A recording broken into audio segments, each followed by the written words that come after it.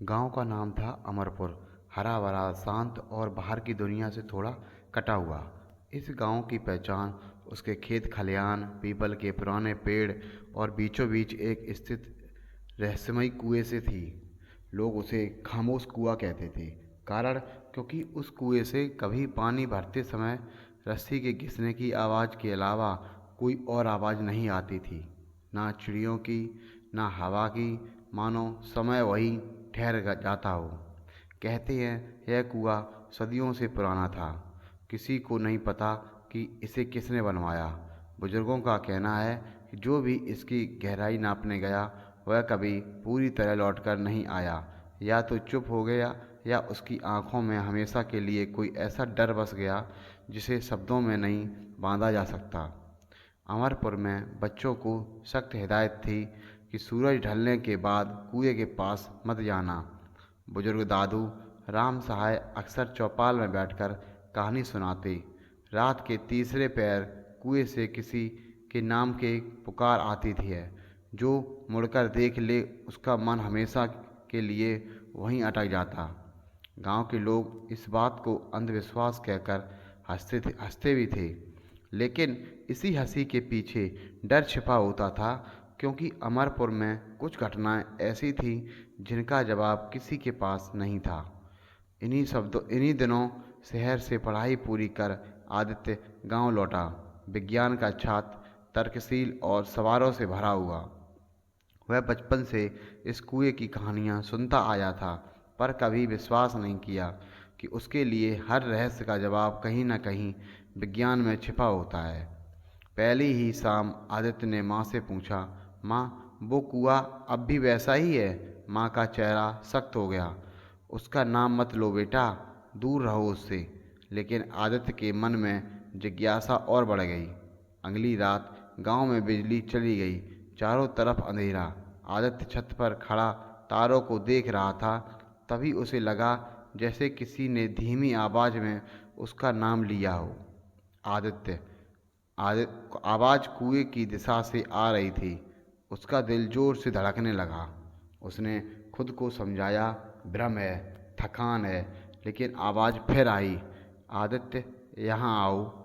उस रात आदित्य सो नहीं पाया। अगले दिन आदित्य ने अपने दोस्त मोहन को सब बताया। मोहन ने हंसते हुए कहा, शहर की पढ़ाई ने डरपोक बना दिया है क्या? पर उसकी हंसी भी आधी अधूरी थी। शाम ढलते ही दोनों कुएं के पास पहुंचे। कुआं सचमुच अजीब था। चारों ओर काई जमी थी, पत्थरों पर समय की लकीरें। पानी इतना साफ कि नीचे का अंधेरा भी दिखता था। आदित्य ने कंकड़ फेंका, छपाक की आवाज़ आई, फिर सन्नाटा। बहुत गहरा है, मोहन ने कहा। उसकी पल हवा थम गई, पत्ते रुक गए और फिर कुएं से एक ठंडी सिहरन भरी आवाज़ आई, क्यों आए हो? मोहन पीछे हट गया। आदित्य की आंखें फैल गईं। डर के मारे दोनों सीधे दादू राम सहाय के पास पहुंचे। दादू ने लंबी सांस ली और पहली बार सच बताने का फैसला किया। यह कुआं सिर्फ पत्थर और पानी का नहीं, दादू बोले। यह स्मृतियों का कैद खाना है। सदियों पहले गांव में एक साधु आया था।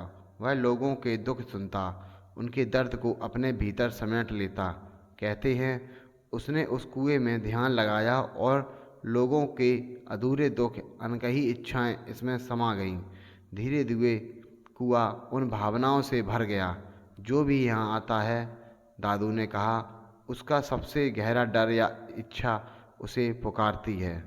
उस रात आदित्य ने खुद से सवाल किया, मेरा डर क्या है? उसे याद आया कि शहर में पिता की अचानक मृत्यु, अधूरे सवाल, आखिरी बातचीत ना हो पाने का पछतावा। रात के तीसरे पहर वही आवाज़ फिर आई, तुम्हारे सवालों के जवाब यही हैं। इस बार आदित्य ने पीछे हटने के बजाय आगे बढ़ने का फैसला किया। कुएं के पास पहुंचते ही आदित्य को लगा जैसे समय धीमा हो गया हो। उसने रस्सी बांधी और नीचे उतरने लगा। अंधेरा गाढ़ा होता गया। अचानक उसे लगा वह पानी में नहीं, यादों में उतर रहा है।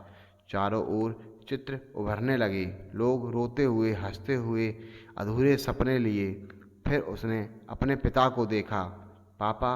पिता मुस्कुराए। डरो मत, सवालों से भागो मत। पिता की आवाज़ गूंजी।